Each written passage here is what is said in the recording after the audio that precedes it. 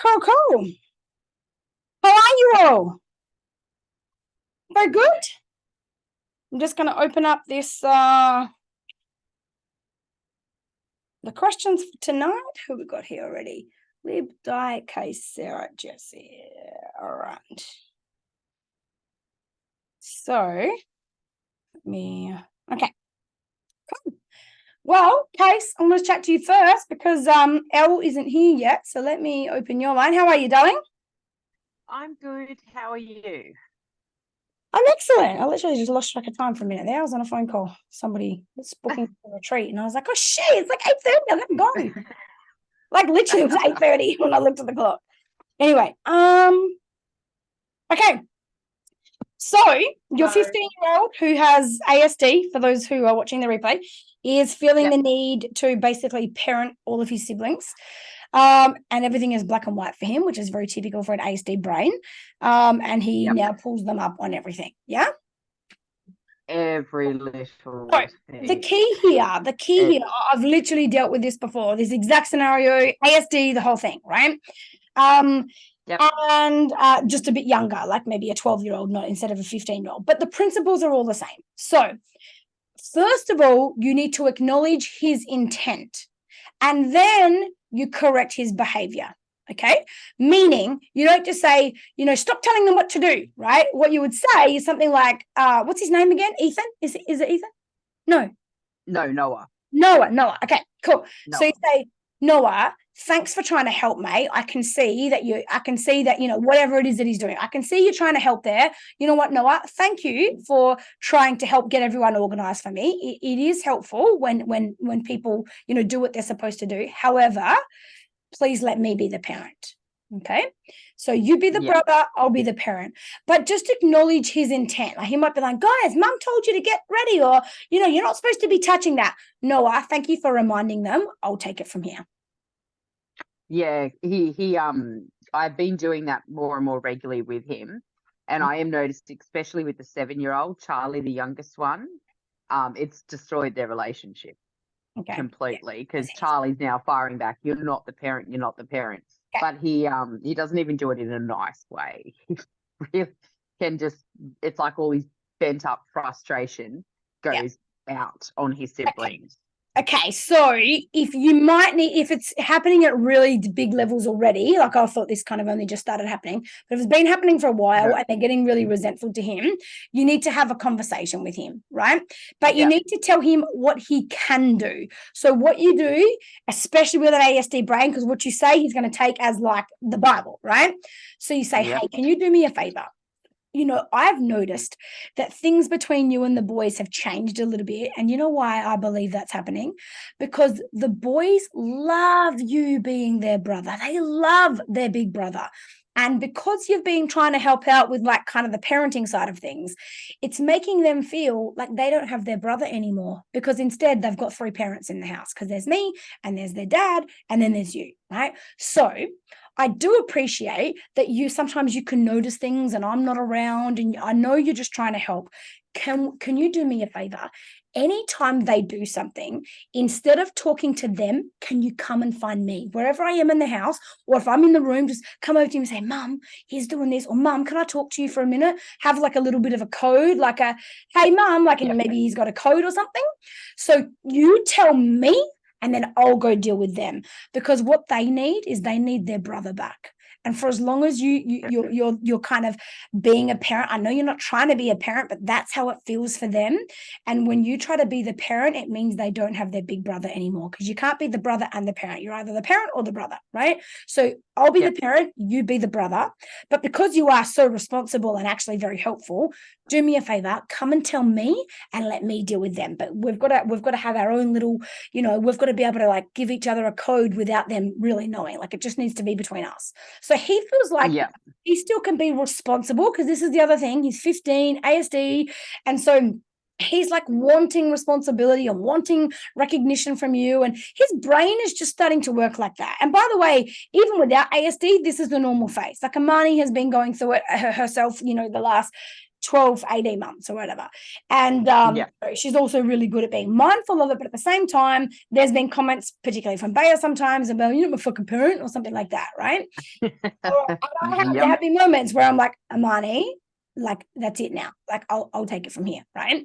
But what happens is it's just very natural that their brains are maturing and they've got foreseeability that they never used to have. Literally their brain is just practicing building all these neural connections to be able to do life, to be able to have foreseeability, to anticipate things, they're starting to see the need for structure in life because life is preparing them to get to the age where they want to leave the nest, where they're ready to, go be baby eagle and go fly from the nest.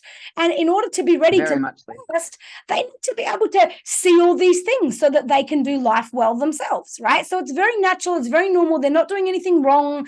You don't want to like pull them down some pegs for doing it. But you want to open a conversation that feels safe for them, where they're not in trouble for because it's just a natural, normal instinct. He doesn't even realize, it's not intentionally trying to parent.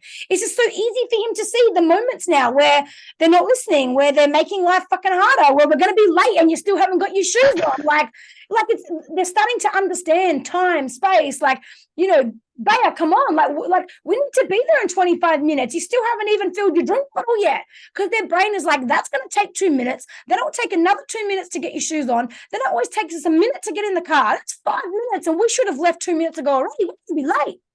Whereas younger kids, until their brain makes all those connections, they're just in their moment. They're like, oh, didn't even really think about 2 minutes, 1 minute, whatever.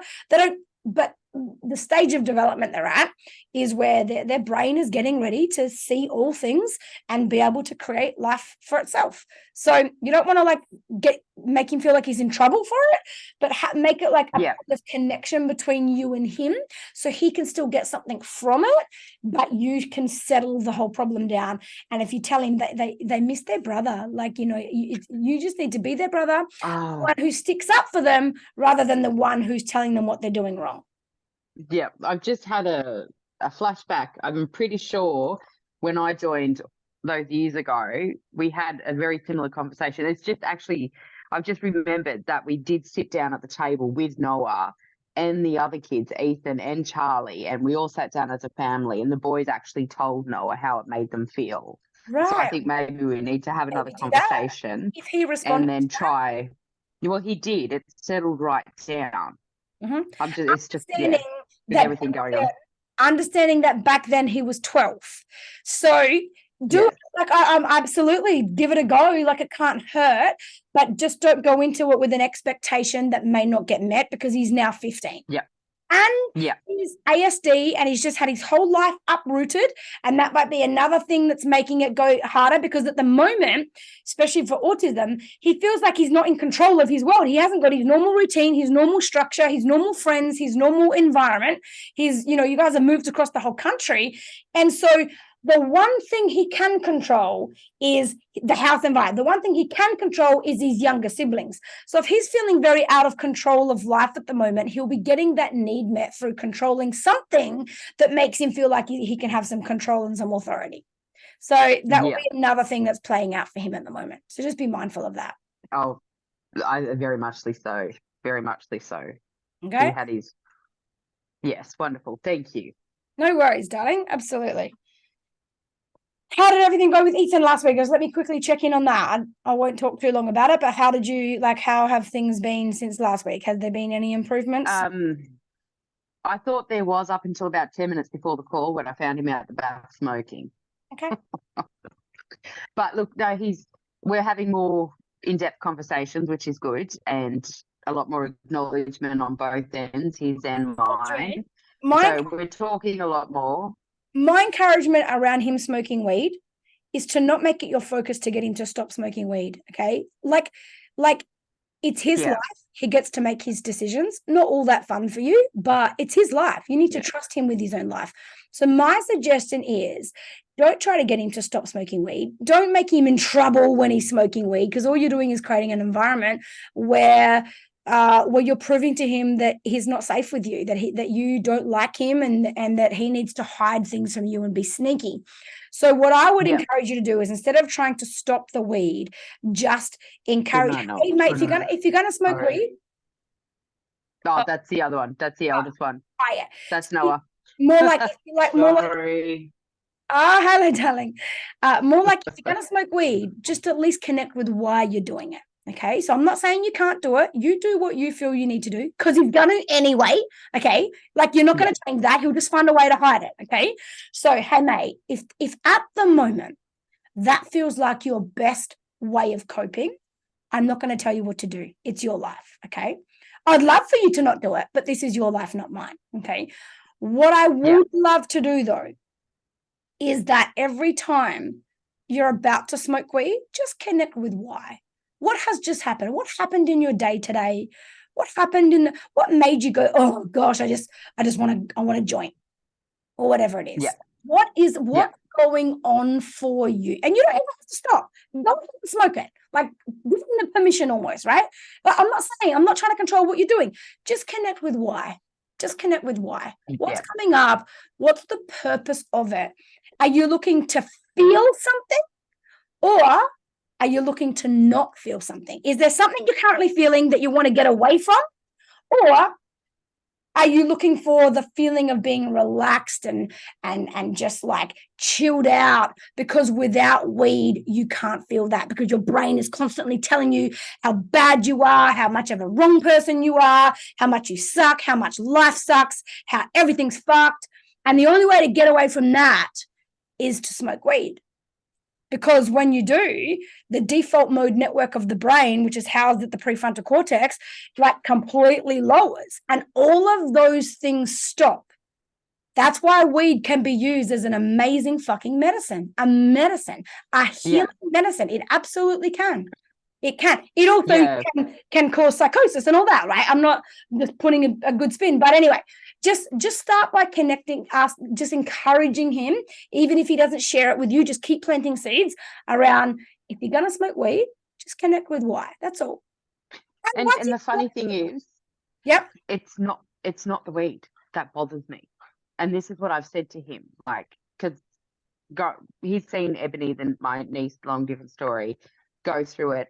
It's a big family history there. And I've said to him, like, obviously if you feel like you need to smoke it, there's a reason why. And he's divulged to me why. It's the cigarettes and the sneaking them and the stealing them. That's got me riled up. And that's what I said to him. Come on, we've had so many conversations. You should be feeling more comfortable to say, hey, Mum, I'm really feeling on edge right now, especially because I'm giving up weed. Can I have a cigarette, please? Or, we had such good communication, and it's just gone in that regard. He's just doing it, like, behind my back and sneaking. So never say the word should. Yeah. So get rid of that word. Like, not like you should be able to talk to me by now. If he's not talking to you, he clearly can't talk to you. And that's not his responsibility. It's yours. So yours needs to be like, and even your question to him, what can I do? What is it you need from me to make it safer for you to feel like you don't need to hide? What do I need to do to get our connection back, so that you feel safe enough to go, Mum, I'm not even asking. I'm just telling you I'm going out for a cigarette. Don't even ask me. I don't want to talk about why. I'll tell you another day. But right now I'm going out to have one. And tell him that means more to me. That means more, that your openness, your honesty, whatever, that means more to me than you trying to not let me know because you don't want me to be disappointed with you, or you don't want me to tell you no, and you don't want the argument or whatever. So let's get back on track. I'm going to take full responsibility. Anytime you don't feel safe enough to share a truth with me, I'm going to take that personally, and I'm going to go, what am I missing? What can I do to make this a safer relationship so that he is okay showing up as he is without having to hide who he is? I take responsibility. Because then that'll appeal to his compassion. He'll be like, no, it's not you, Mum. It's not like, I don't want you to think you're doing something wrong. Well, it doesn't mean I'm doing something wrong, but it does mean I could be doing something better. And that's what I'm looking for. What can I do better? They're the words I needed to hear. Yeah, because I needed to definitely. Thank you, Holly. That makes perfect sense. Because I always say to him, we we talk like that word again, should. So I will rephrase that Find next him time, because when we you have been having some. sorry, there's a delay. Keep going. Oh, sorry. We have been having some really good in-depth conversations and Okay. very open conversations, which is great. So Which we focus on haven't had that. for a while. So what you need to do is focus on that and use that. So instead of going, like, because when you say, come on, we've talked about this, like, like you should be able to tell me by now, whatever. What you've basically just said is, how fucking dumb are you? Are you stupid? Like, do I need to repeat this 50 fucking times? Like, how dumb are you? It's not what you're saying, but it's what he's feeling, right? Like, I'm so fucking disappointed in you. What the fuck more can I do? Like, you're the one with the problem. Like, that's not what you're saying, and that's not what you're intending. That's what he hears, right? So instead of going, come on, we've talked about this. Why not? Why are you still getting it wrong? Why are you still stuffing this up? Why are you still letting me down? Right? Instead of that, you go, hey, listen, we've been having some big chats recently. Last Friday, look at that conversation we had when we talked about XYZ. That's who we are. What is it in this moment that has made you feel different to that moment, where you could sit there with me and we could chat about that, but right now you couldn't have the conversation with me about the cigarette? What is different for you? And I'm truly asking, because I will do better. What did I do well enough there that made it feel safe enough for you to connect with me like that I'm not doing well enough over here? What's going on? So you talk about what's going right and how can we do more of it, rather than what's going wrong and how can we stop doing that. Yeah, because he's had a lot of sorry, I'm so teary. He's had a lot of you've done this wrong, that wrong. Not like, I know I've said it to him in Of course. previous weeks, and his brother's of recent days, the last couple of days, and then his own dad, and then his stepdad, and Exactly. everyone's pointing out what the fuck he's doing wrong, because Exactly. and He's no, convinced. so He's convinced that he is a fuck up of a person, and why would anyone love and care about him? And so there's no point hurting everyone else more. I'll just hide how fucked up I am. That's basically where he's at as a 13-year-old, and I know that fucking hurts. And that's, Case, you've done amazing, and you are still doing amazing. You just uprooted your entire fucking life. There's nothing more you could do for a child than what you're doing. Okay. But we can fine tune some things. And I know that you come here to, expecting cotton wool from me. I know you come here for some truth, and I know it's hard. I need to hear those hard fucking wake up Casey truths. Yeah, I do. I'm like, where am I going wrong? But yeah, I need to hear it. Like, I do. I need to sit down and just go, what, like, Don't use that word with him. like, Where am I going wrong? You just say, what can I do better? Yeah. I know I'm doing. Yeah, what can I do I better? believe I'm doing pretty good. I know I am. I'm thinking of you all the time. I'm doing my best to try to get it right. I know I'm doing pretty good, but that doesn't mean I can't do it better. And you're very right, because every time I've said to him, what am I doing wrong as a mother? Like, where am I fucking going wrong? He says, it's not you, Mum. It's not you. It's not you. So you're right. He really gets on the defensive. Things, you're making your child responsible for your own feelings. That's codependency and enmeshment. Very much so. Them respond like, you are responsible for me and how I feel, and the fact that I'm not feeling like a good mum. Where am I going wrong?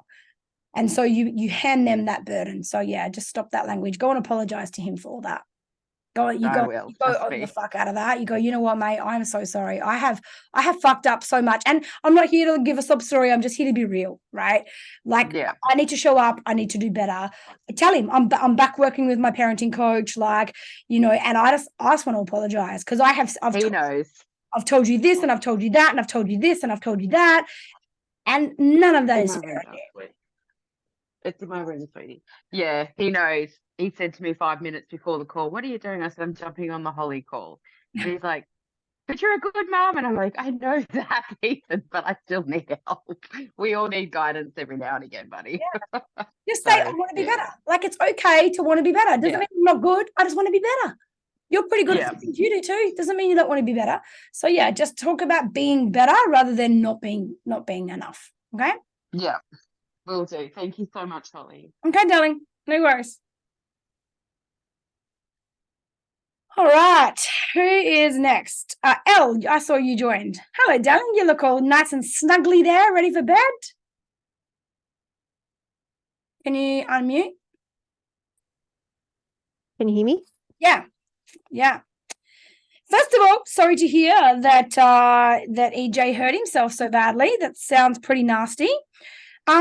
You've kind of answered your own question. So essentially, Elle's son had an accident, pretty much smashed up his face, and it looks like there could be potential staph infection, or at least a pretty decent infection of some kind on his chin, and it requires, putting some antibiotic cream on it, because if you don't, it will get worse.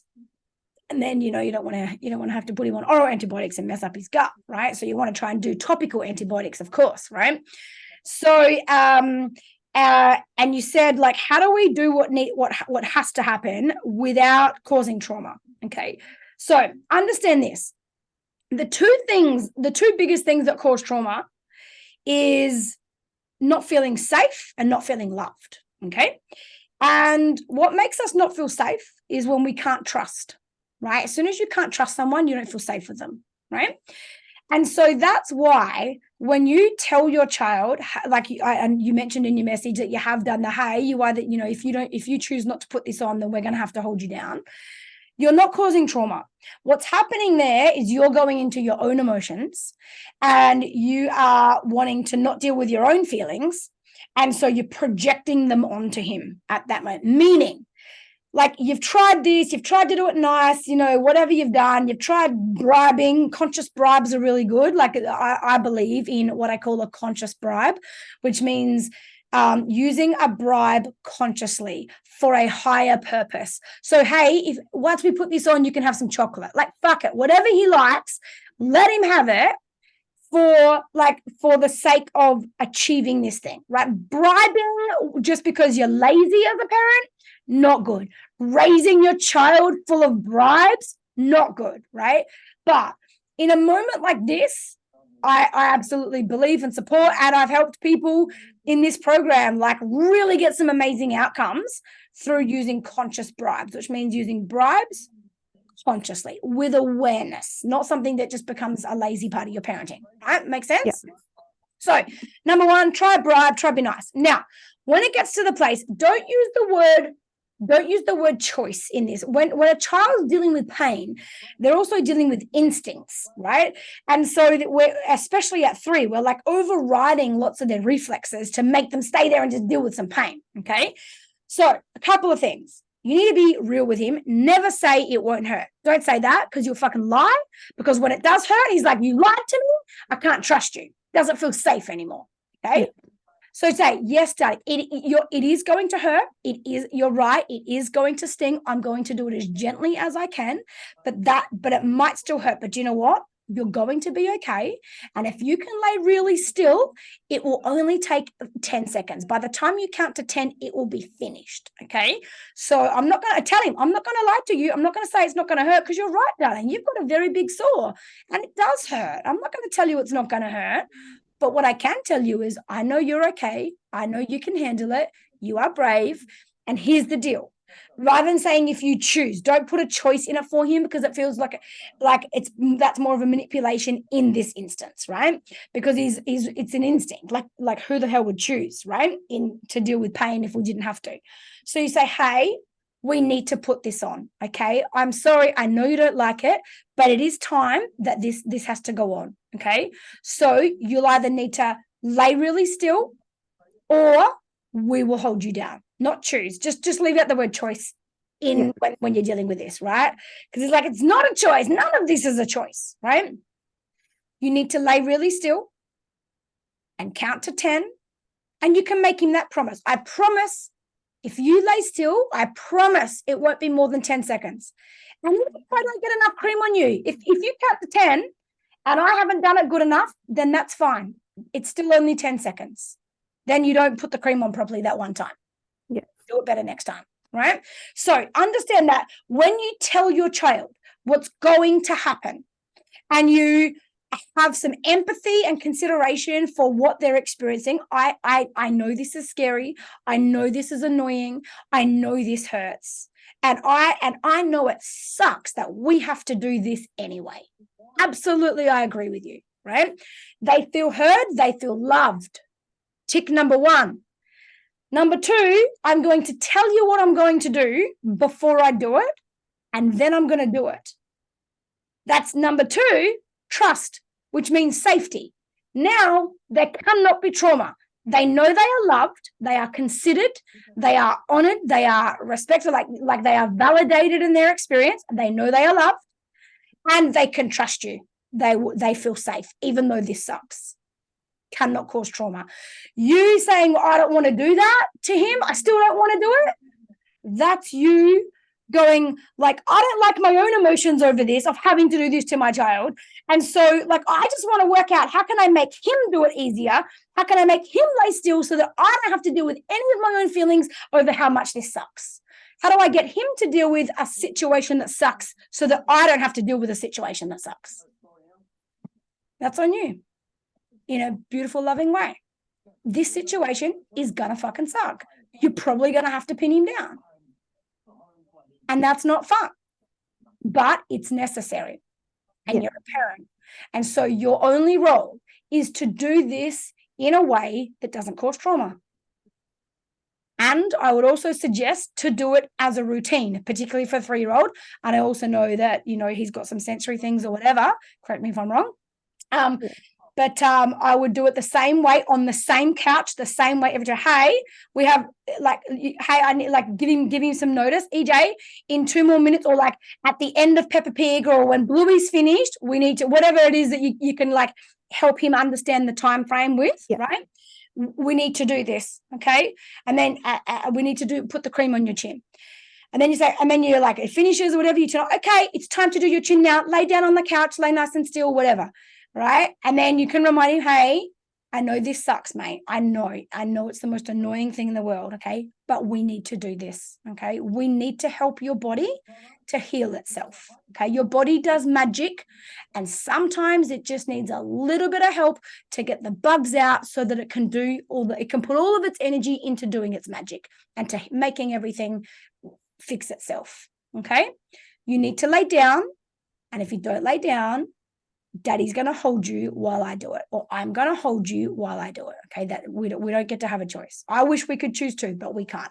We both don't have a choice right now. So be on his side, in his team. Does that make sense? Yeah. We don't have a choice. I hate doing this too. Oh, hello, little guy. And same thing every time. So then if he runs away or whatever, not talking, don't get him back. Same couch, same position, same pillow, everything you possibly can, without being OCD about it. You don't have to be OCD about it. But yeah, same person holding him, same person doing the cream each time. Don't swap and change. Don't give him more things to be able to use as, Daddy did it. Hey, this is the person who does it. This is the person who holds. This is how we do it. Yeah. Thank you. Does that help? Yeah. I guess we also had on the weekend, it was a similar scenario, but I guess it didn't have to happen. But I was just trying to manage with his, I don't know. It's probably a separate question, so it's okay. Okay, go. It's all right. Explain. Just how, because he couldn't eat for he hadn't eaten for nearly 24, or no, like 12 or 16 hours or something. So at his party, he was also overtired and hadn't eaten, and we were and hadn't drank, and I was trying to get a syringe of water or yogurt into him because he really wanted a yogurt. But we had a bit of a yogurt party at his birthday party. He was throwing yogurt everywhere in some dysregulated emotions because he was so hungry. So I guess I lost a little bit of I didn't know how to handle it because he was kind of throwing it. So obviously, hopefully wouldn't have that situation again. But I guess when he's overtired, when he's, which I think that's why we had trouble putting the cream on last night as well. He was quite tired. But yeah, just managing myself, I suppose, and how to understand him in that Yeah. Um, In situations like that where there are a lot of factors, that's fucking hard. Like, and you can't do anything to change that. And like, who wouldn't react, in that scenario when those are moments where you might have to go, do you know what, fuck the cream right now. Like, honestly, it's been the biggest day or this or that. Like, yeah. if there's going to be one moment I miss it, I'm going to miss it now. Wait for him to go to sleep and then go put it on him or something. Yeah. So it wasn't really the cream at that stage. We only got that yesterday. Yeah. It was just he really wanted to eat, but he was too scared to put it in his mouth. So, but he wanted to hold it because he wanted it to be near him. And then we lost the lid anyway. But yeah, it was more just like trying to convince him, I suppose, to just try the yogurt because he knew he wanted to eat it, but he was too scared of. Yeah, I wasn't sure how to manage it then. Encouraging him to just try with a syringe because it wouldn't touch his lip. Yeah, I think it's a good idea. When I read that, I was I just wasn't sure how to, I guess, put it to him to be like, yeah, I want to try this sort of thing. Yeah, nah, you might not be able to sometimes, right? Yeah. But I think you did a brilliant job, babe. I think maybe sometimes you have some high expectations of yourself, which is a good thing. But in this case, like, it's just one of those days, one of those moments. Is his birthday, overstimulation, party, yogurt, sword, can't eat. Like, that's a storm, Yeah. Yeah, I don't think there's any conscious parenting that can stop the storm sometimes, all right? Yeah, well, he hadn't even been to the party yet. So I was trying to ask another mum that does gentle parenting for strategies on how to see if he wants, because I knew once he ate, he'd want to participate. Yeah. But yeah, we managed to do it somehow. He tried his drink bottle, but yeah, and then tried the yogurt and then was okay. So we got there in the end, but the way I managed it, I think I could have done better. And I just, wasn't sure how to approach, but all good. It's like that, own it, and then just let it go, Yeah. There's some moments I could do better too. And it's good to acknowledge it and go, yeah, probably could have done better, but I'm not going to hold on to what did happen because you're always doing your best, right?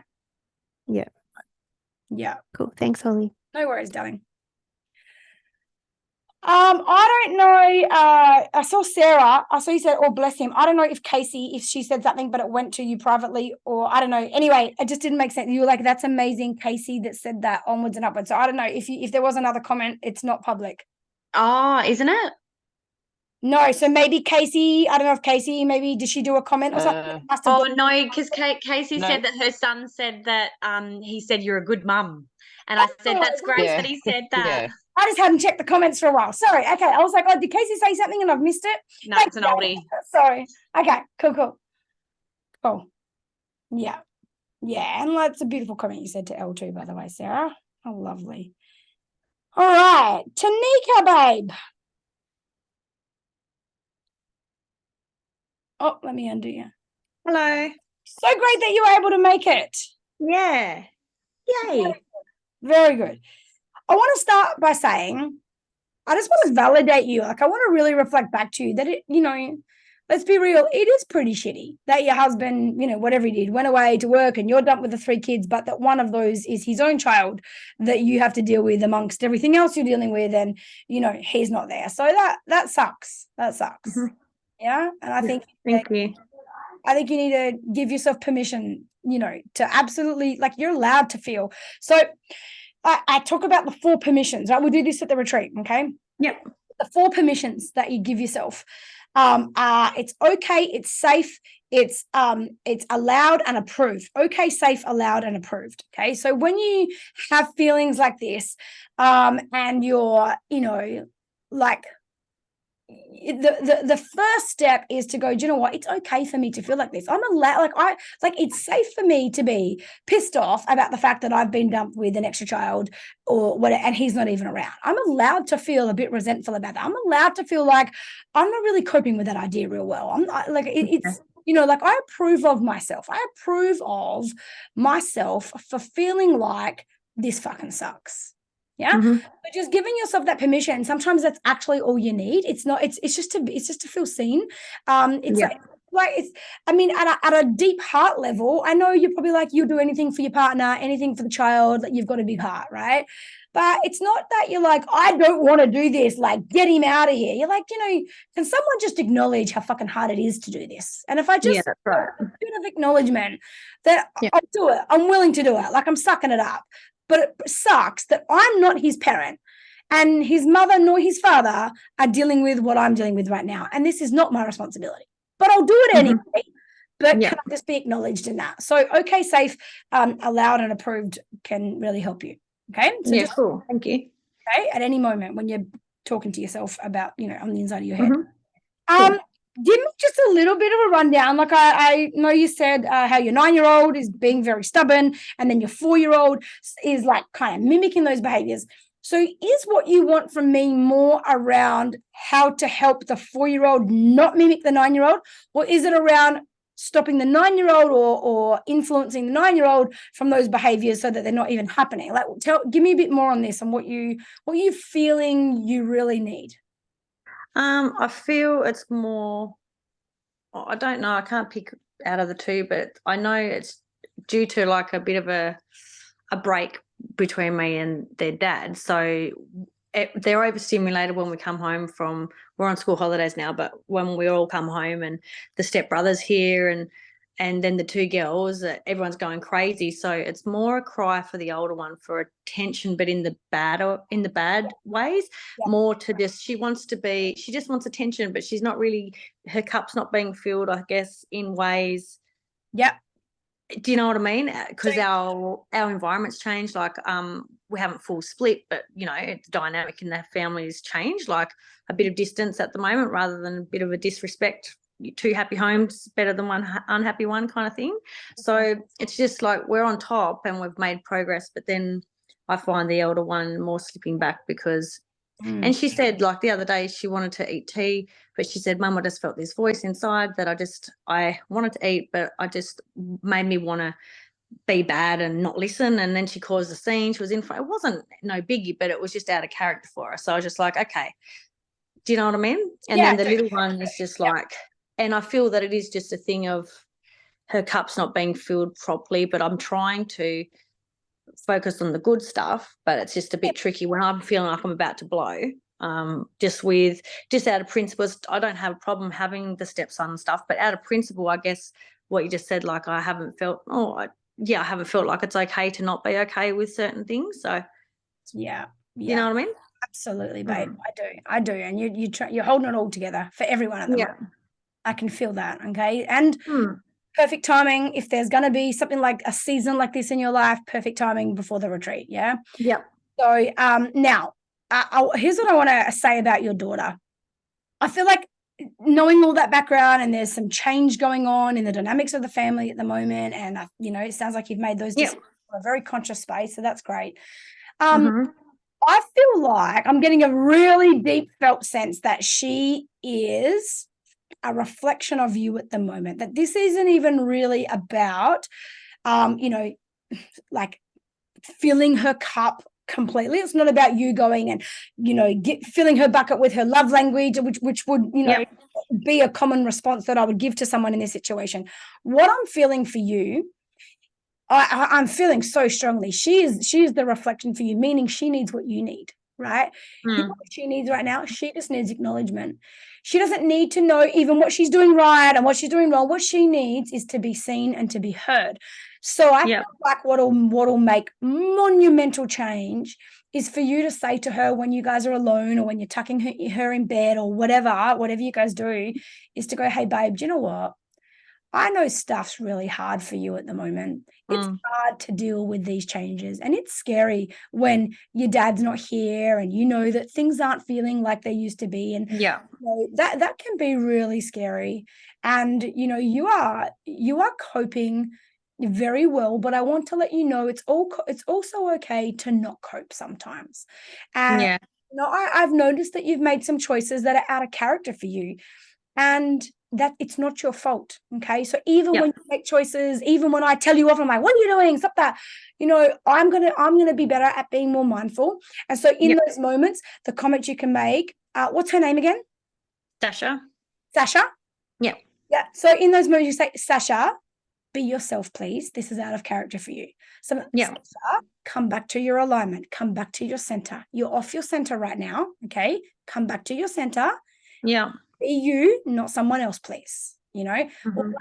Sasha, just check in with yourself. Is Yep. is that behavior feeling right to you? So instead of telling her what she's doing wrong or trying to correct the behavior, bring her back to herself. Because when we're dealing with a lot of what feels like insurmountable emotional pain, the only way to get away from it is to escape ourselves, because it is us. That makes sense? Yeah. So I think that this out of character behavior is coming from a disconnect with herself, which is, and even this voice that she's getting, right? Like that she said that she heard. And just when she gets that, just say to her, do you know what, darling? Like, none of that is your fault and none of that is wrong. And sometimes, sometimes it really actually helps us to give ourselves permission to go, you know what, I'm going to break the rules right now and I'm just going to scream and be loud even though I'm not meant to.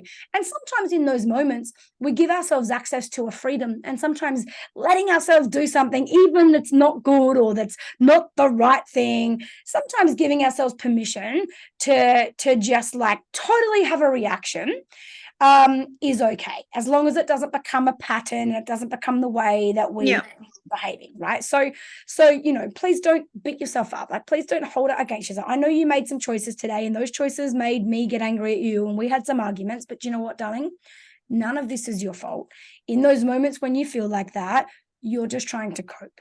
You're trying to find a way. Your soul is going, how can I find an excuse right here to just let out some emotion without being vulnerable, without actually letting out what I want to let out? So what will happen is anything that we are suppressing, we will create experiences on the outside that we can use as a reason to let out what we've got on the inside, right? Right, okay. Like, so even when it comes, like, let's say if you hold a lot of sadness, right? If you've got a lot of suppressed, this is in the conscious community, right? Like we did it on stress and surrender last month. So if anytime you want to, you come back and watch the replay or whatever, like I know you paused it at the moment, but like it's there for you, right? It's like a big thing. And I did like an hour and a half on the soul level and the soul's reflection of stress and surrender.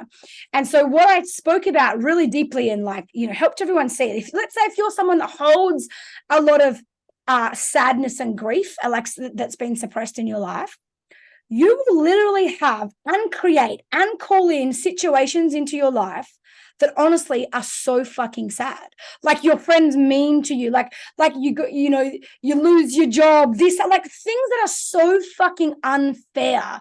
And like they're real things, like they're real events. It's like, fuck, like how do you just keep hit like this, hit like this, hit like this? But what happens is, if you haven't let yourself cry for something or grieve for something, let's say, and it's like there's like a pressure cooker, and when it gets full, it has to let off the steam. The lid has to bubble so that steam can come out. So you will literally energetically call into your life every single time without exception, that which you need to be an excuse for letting it out. So this is where, like young children, they'll do things like they hurt themselves, they fall, but they literally do. They fall off the stool, they fucking slip over in the kitchen, because they give themselves subconsciously, they're giving themselves reasons to cry. It's not okay for me to cry over my mum and dad. I'm trying to be brave. I'm trying to be strong. But if I fall over and hurt myself, it's okay to cry. And so I'm just giving myself opportunities to cry, basically, or to be free. Or that makes so much sense. An angry person does that. An angry person sees, they'll have people that cut them off in traffic and fucking and you attract it. Because your soul needs a channel for expression for it. And that's why your life looks like it does. So if you look at how your life looks, and we're doing the deep fucking work on this at the retreat, right? And I know you're coming. So when you look at your life, you're like, sometimes you can go, how do I know what I'm suppressing? Well, look at your life. What keeps showing up? Disappointments, grief, loss, things that make you angry, things that go wrong, things that you're always having to fucking fix. You always got to be someone's fucking hero. Like you've always got some problem to solve. That's how you know what you're suppressing or what you've repressed, because you will be calling in experiences as a way to give yourself a reason for expression of something that you're holding. Cool. Okay.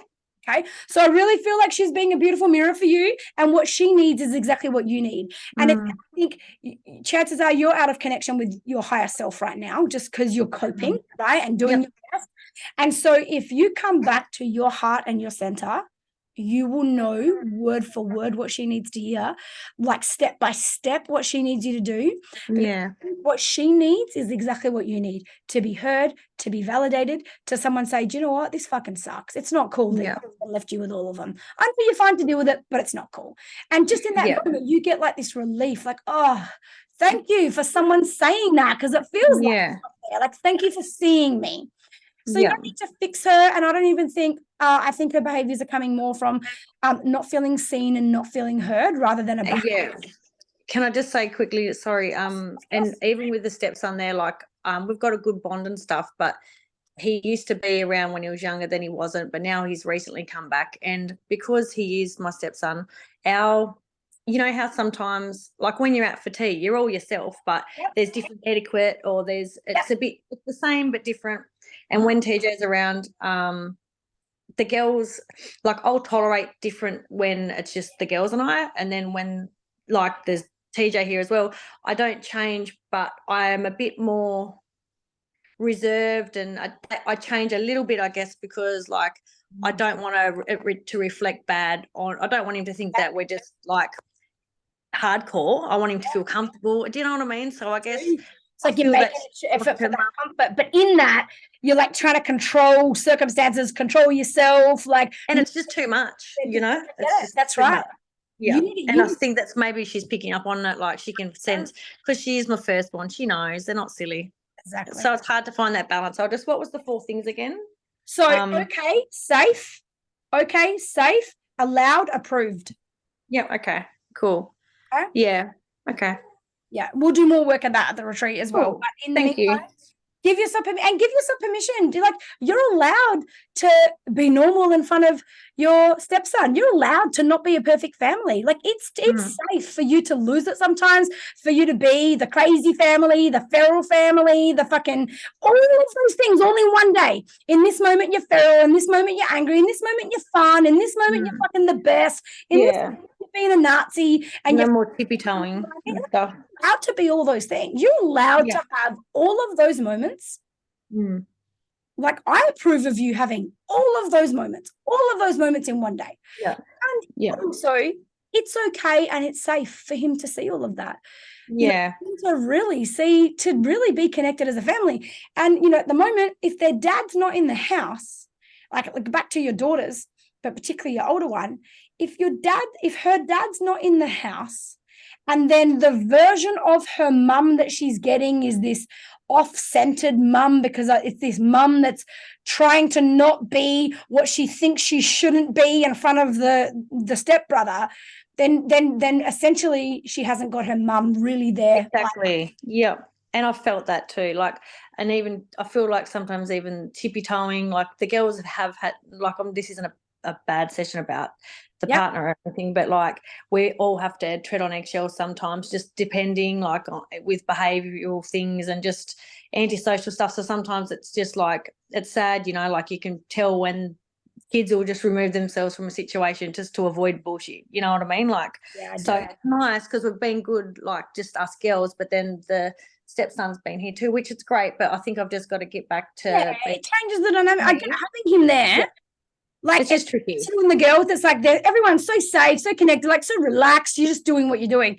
Now someone's there, almost like another set of eyes watching over you. Yeah, that's right. Yeah. And and the girls have lost what they have when it's just you and them. Our little safety circle. Yeah. It's not anything bad against him. It's just So I've just got to. That's just a dynamic. Absolutely, it is. It's not good. It's not bad. It just is what it is. But just talking to your 9-year-old about that, just saying, "Hey, babe, do you know what?" And I know at the moment, I know I've changed. And a way to do it to get her conscious of herself without like making her feel attacked is to go, I don't know about you, but I've noticed I've changed. I've noticed I've started behaving differently. I've been talking to you guys differently. I've been not as fun as I can be sometimes. Yeah.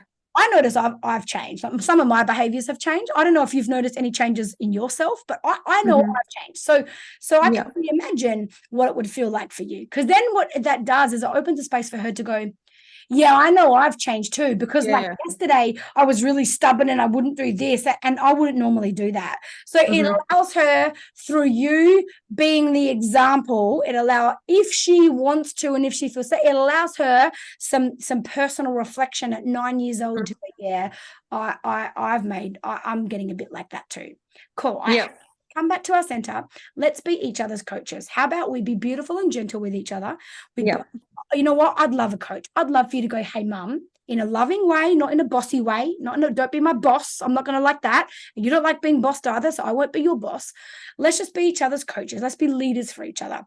And if I'm ever getting angry or being snappy or whatever, just say, hey, mum, maybe we can have this little, hey, mum, and I can say to you, hey, or like we can have like a little look at each other so that no one else even knows.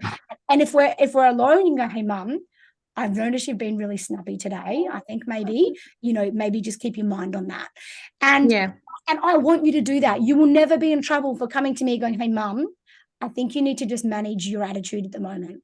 Please be my coach. Do it in a loving way. And I can come to you and go, hey, that's great. Yeah. I've just done this, and this behavior is not like you. What I need cooperation, please. Okay. I'm feeling like you're being stubborn. Normally, I feel like you do this. Can you please just check in with yourself, and can you please cooperate? Yeah. It's like if she can coach you, then you've got the permission to coach her, which is basically parenting her without her getting resistance and like getting even more stubborn. You come back to coaching. Let's keep each other in our center. And maybe that can be your keyword. Hey, mom, back to your center. And you can say to her, hey, Sasha, back to your center. Come to your center. Perfect. Thank you. What do you guys mean when you say nothing? It's just between me and Sasha. Okay. You'll love that. And let it be a special thing. And I think she just needs to feel validated. She doesn't need you to fix anything. She just needs you to know, hey, I know shit's hard right now. Okay. Yeah. You're doing well. You're doing amazing. And I know your heart's hurting, and it's okay to not do well all the time, just so you know. Well, that made me feel better when you said that straight up. So I can imagine how to make her feel better. Feeling, thank you. Hit the nail on the head, young lady. Thank you. I'm so glad that landed deeply for you, because thank you.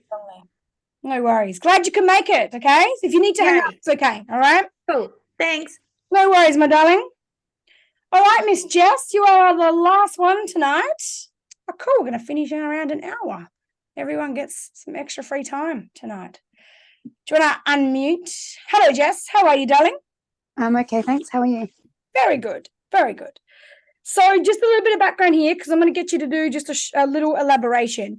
But I did a private coaching call, like an integration session with Jess on Friday, and since then we've texted each other a couple of times, and there's been some stuff going on in Jess's life at the moment, and some patterns that are showing up, not just with her daughter, but with other people in her life.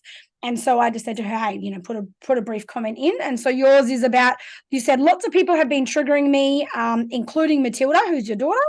I hate that I'm short-tempered with her. I feel like the behaviors of others lights a fire inside me that I really don't like.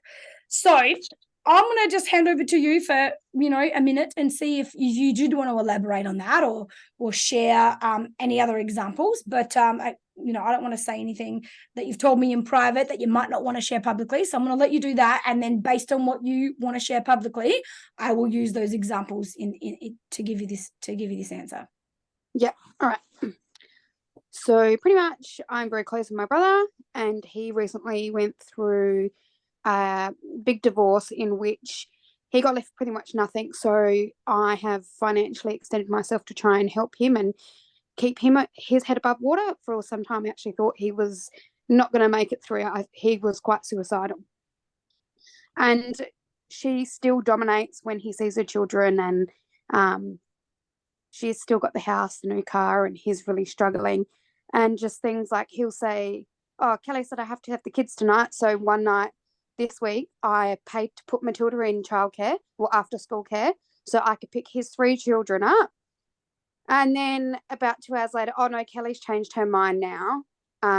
She's picking up the kids. So I've already paid for Osh. And it really pisses me off that she just gets to call the shots. And then I was having a conversation with my brother about it. And he's just like, Jessie, you're like venomous when you talk about it like that. It's toxic. And I know I get like, I had to see her the other day and I was polite to her face. But if it's stuff like that, it just really fucking pisses me off, and I get very short-tempered, and then it changes my mood for the rest of the, hopefully not the rest of the day, but for a little while, because I don't know, just don't like it. Don't like that control maybe she has over him, even though I know it's his race to run, but it affects me. I get that. I get it. So here's what I'm going to offer to you, and thank you for sharing so transparently. Okay. What I believe is creating your triggers as deep as they are, including Matilda, when you feel like you lose your shit at her, is what you're seeing. What triggers us in other people is always, there isn't an exception to this. I know that can be hard to swallow. So this is for everyone listening. Okay. What makes this really hard to receive is that if I let myself believe that, I'm going to have to take a lot of fucking responsibility, and responsibility is a very heavy fucking burden. So I'm going to say that's a fucking load of shit. That can't be right, because for as long as I choose not to believe that, I don't have to see it. Okay. So I just want to start with that for all of you here, because I'm not just speaking to Jess here. I know I'll be speaking to everybody. We all have this in our lives. Imagine, just even if you don't want to believe it, imagine for a moment that this could be true. Just imagine if it was true. Every single thing that triggers us in someone else is a reflection of a part of ourselves that we don't want to see, that we have abandoned, that we have rejected, denied, dismissed, disowned, whatever. Okay. So based on that theory, Jess, what I believe is happening to you, whether it be through Matilda, through your brother-in-law, through whatever else might be going on in your life, anywhere. Okay. It's the different circumstances, different situations, same principles every time. What's triggering you is somebody, like, I know you say, like, she takes advantage of him and she gets to call all the shots. Okay. She's someone with real strong conviction and real strong boundaries. People do what she says, and your brother doesn't have that. Okay.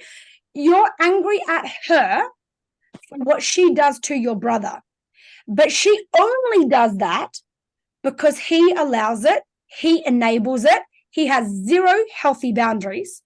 And then nor do you, because then you come along without your healthy boundaries and you pick up everyone's pieces and try to fix everyone's problems. And that sucks for you, because you don't go, hey, this is not my problem. You need to learn how to put boundaries in with her. You need to start saying this. Like, dude, I don't deal with her. I deal with you. You are my brother.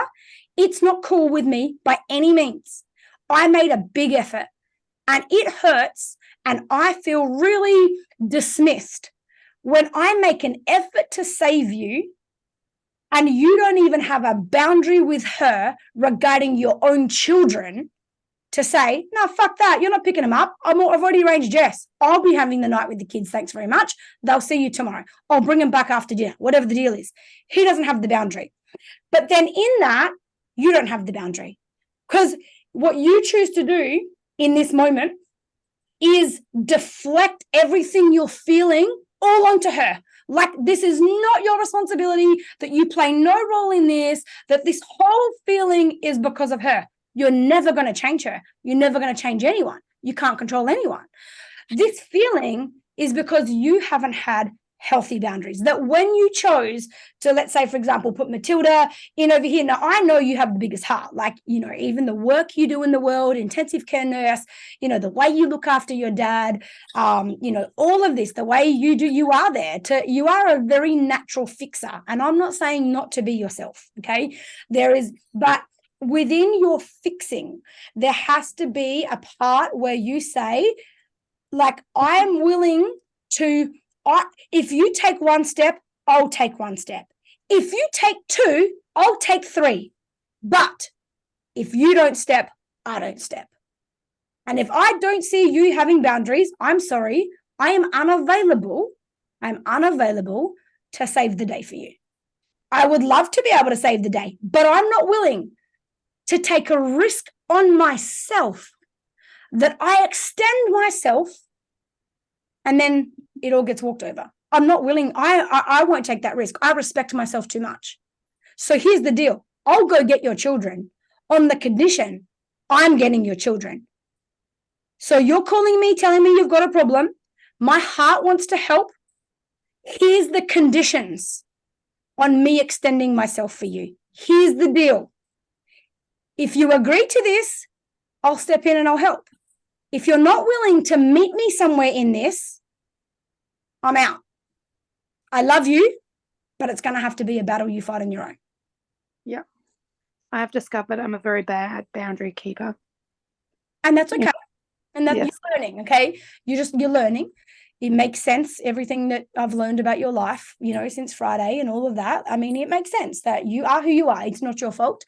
It is your responsibility. And Jess, fuck, you are taking responsibility. You're taking that responsibility.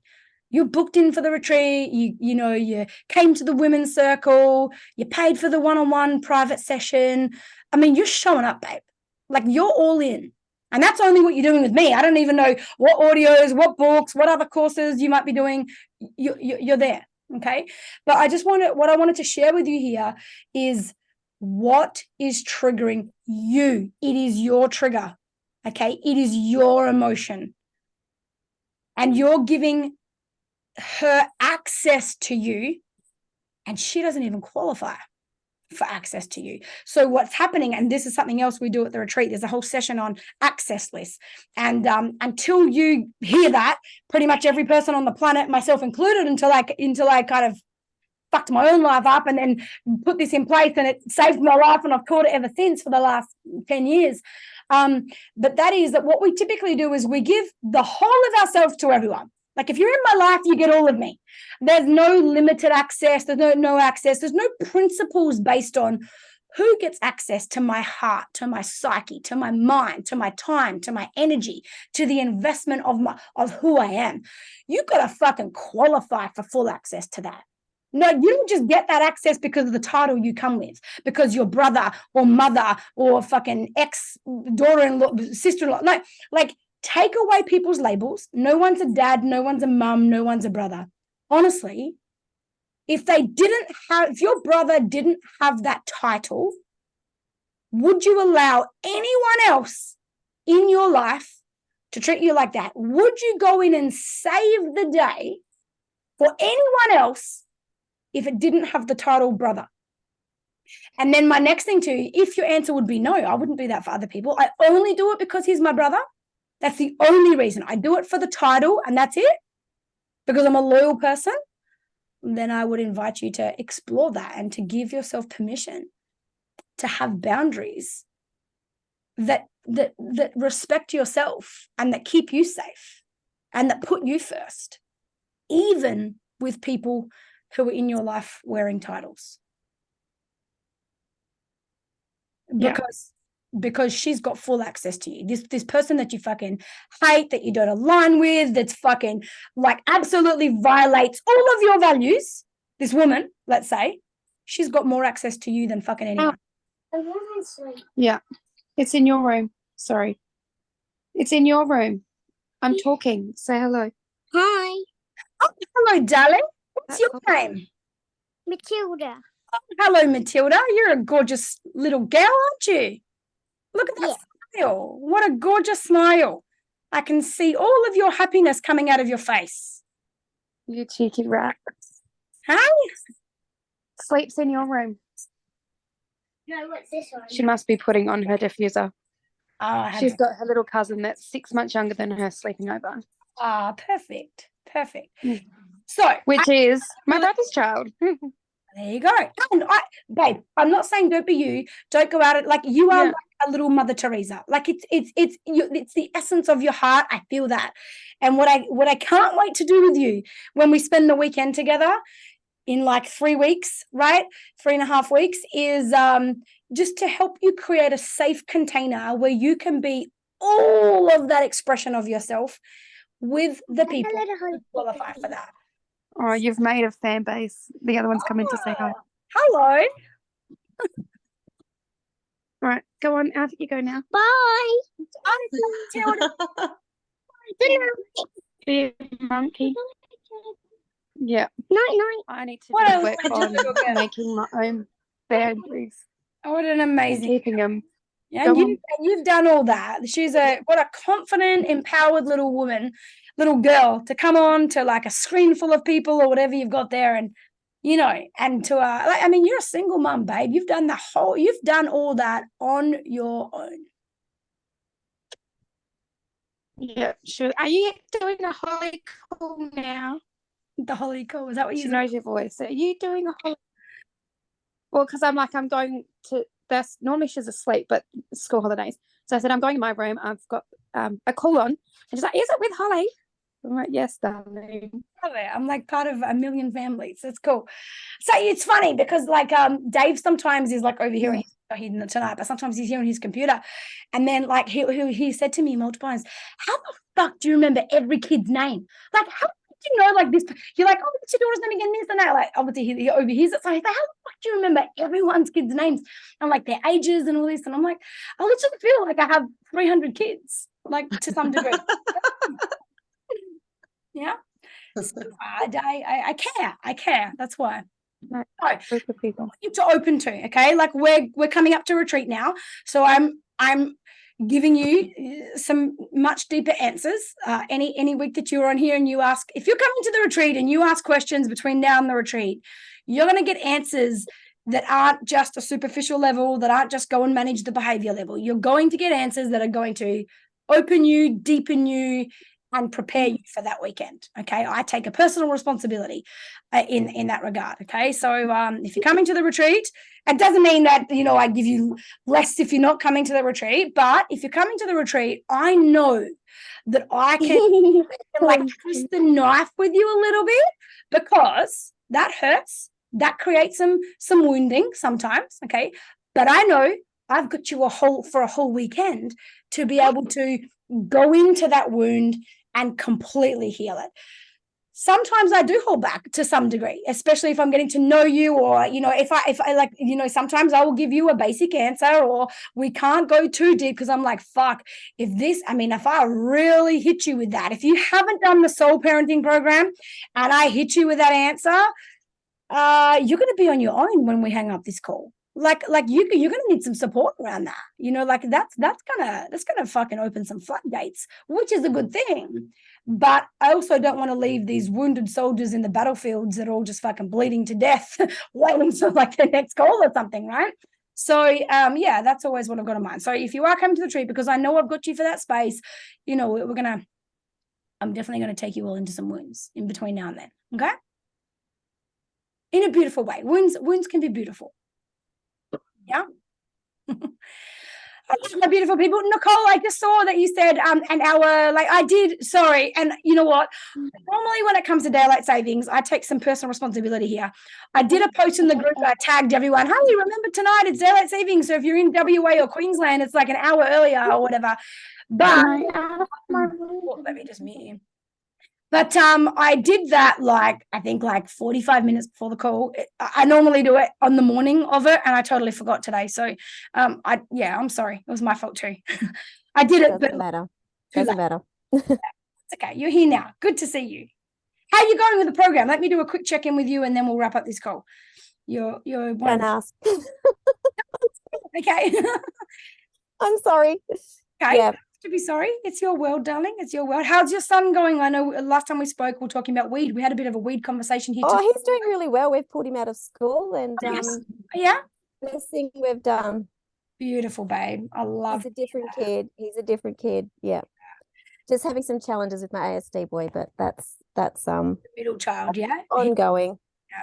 Yeah. Well, please ask, especially ASD type stuff. Those are like some of the best questions to put in the group, because I can give my perspective, but I have a lot of respect for the fact that I don't have an ASD child. I don't live with one, right? There is no answer that will be as good as the answer you can get from another parent who lives that, right? And I don't for a second think that I know better than someone who lives with it. So ASD, ADHD, sensory, any of those things, there are like so many people in this community that have also been part of the program for 4 years since the day I started it, and that are still engaged, that still get on, at least 2 calls a month. Like, they're still very present. So they're super, super conscious people, as well as they have children, with those labels, right? And so and if ever I don't know how to answer you perfectly and I feel like you need something more than I can give you, I tag them. I'll tag Nicole, I'll tag Sarah, I'll tag Martine. These are super conscious people that I have full confidence in that they'll give a better answer than me. So if ever you have these questions and like for whatever reason, like either put them in the Zoom call, but post them in the group. You might even get some better information then. And then if you don't quite get it all covered, get what you can from the group, and then a few days later come on the call and we can go through that, or we can go a bit deeper. Yeah, I appreciate that. Thank you. Okay. ASD kids, something that I know that has helped everyone with the ASD children, probably more than anything, is the soul parenting program. When you feel ready for it, right? It's like another program, but it's not about managing their behavior. It's about understanding the soul journey of a child and your like karmic journey, your own soul journey with this child, and so. Yeah, like it's not about how do I change a behavior. It's like, when you understand energetically, like, what is my child calling me forwards to? Like, where can I help my child? How can I be in higher service to my child to become the highest versions of themselves, like who God created them to be, like that version of themselves with all of this, right? I know you have a very strong faith as well. So when the timing feels right, but I just wanted to mention that because if for whatever reason you're not feeling drawn, like really called to this program, but you're like as in like, what to do, what to say, how to manage behaviors, how to do it consciously, it might be more of a soul thing you're looking for in terms of like, I really want to connect. I want to work this out with my ASD child, but it's not just a behavior thing. It's a connection thing. It's an energetic conversation. And I just know that people that have, particularly with neurodivergent children, the typical stuff doesn't work with them. They do have different brains. They are wired differently. And so working with them, they're normally more energy sensitive than an average child. They are much 100%. more energy sensitive. They feel you long before, way more than they hear you. So doing conscious parenting and getting your words right will mean shit to the child. That is like, you energetically are not a match to what's coming out of your mouth right now. You're pretending you're being all conscious and you're all this and you're using all your cute little words, but I fucking feel you. You've hit the nail on the head. You aren't getting out of this conversation with those words. So and I think that's something my husband would benefit very much from. Right. The soul parenting program might be calling you more so. Yeah. Like they're two very different worlds. Like I call this parenting 101, and soul parenting, I call it parenting 2.0. Like whole nother level, very spiritual, very highly understanding, like generational programmings, understanding blueprints that you hand down to your children subconsciously. Like it's a deep, heavy program. A lot of homework in that program. I get if you come into not just watch the videos but really participate, really show up, you get access to another private group, and there's lots of homework at the end of each section, 6 sections. It's like you need to go do the homework, and the homework is very, very emotional. It'll uproot your trauma. It'll uncover things you like to hide from, or that you never even realize you were hiding from. And you're like, oh my gosh, that makes so much sense. How did I not know that? How could I have missed that? That's the kind of thing that happens in that program. So it's on the website. If you go to theholyeffect.com, click on parenting, and then it will come up to conscious parenting and soul parenting. If you click on soul parenting, then you just have a feel into the page. Read the page. If it calls you, it calls you. And if it doesn't, it's fine. That's the best way to know when you're ready for that program. Thank you. Will do. Yeah, no worries, my darling. Everyone's saying over in the comments. So yeah, Shara, the grief, yeah. So we do a lot of, yeah. Shara has neurodivergent children as well. And so does Sarah, yeah. And the grief really helped her. Like, you know, really owning, like, you know, I didn't get the child I thought I'd get. Like, this child is different. And of course I love them, but really honoring like the loss that you feel that you didn't get the child, that he's not who you thought he would be when you decided to have a child. And it is hard to, you know how to parent that child compared to others, and, you know, all of that, like really going, yeah, like it's hard. And it's My struggle is with people on the outside. Yeah. And more you than have anything. grief, like because you've lost the fantasy, the dream that you had for his life, because he will never have that life, because society will judge him and they won't understand him and they won't be kind to him, and they won't like make room for him like you would wish for a child. Does that make sense? Like, yeah, totally. yeah. And so and that's the space we've been in, and it's in our community, and it's just been horrible. Yep. And so yeah, but that's okay. It's a journey, and I'm very grateful I'm a part of this group because I know it will help a lot. We're here for you, okay? Post in the group, especially ASD stuff. And if I don't know how to answer, or if anyone here doesn't, we all know the ASD parents and stuff, we can tag them, and they're amazing. They're not just ASD children, but they're conscious ASD parents because they've been here 3-4 years. Yeah. Thank you so much. No worries, my darling. Good to touch base with you. Thank you. Oh, so good. Beautiful. I'm just reading these comments. Oh, I love that, Sarah and Shara. Amazing. All right, darlings. Oh, yeah, Casey. Yep, absolutely. Yep, she's in a very similar position. And her ASD child is 13 as well. So she's the one, Casey's the one that, he's 15. Her 13-year-old is the one that we spoke to first tonight. So just in case you want to go back and watch the replay, around smoking weed and smoking some cigarettes and whatever. So anyway, if that's all covered for you, you probably don't need to, but yeah, beautiful. All right, my lovelies, we're done for tonight. So I will see you back here next week if you need anything, obviously in the group. And if you have happy to hold in the back of your mind and haven't made your decision yet, reach out for a conversation. We can still take some bookings if you decide, if you feel like to it. Wait a minute. All else, the only other thing I would say is look out for the Wednesday post tomorrow. It goes up every Wednesday morning, and I would love to hear your parenting with. I literally look out for that post, and if I have a busy day, at some point at the end of the day, I'll literally go into the group to find that post and see everyone's wins. I really like warms my heart to hear the progress, because I guess on these calls we're dealing with the problems, right? Like we're dealing with like, how do we fix things? So it's really awesome to see you guys reflect on the wins, and I see the growth in you in what's showing up in your family. So please share it with me. Okay, so that post will go up tomorrow morning. Otherwise, I'll see you next week. Yeah. Good night. Oh, hello, Miss Sally.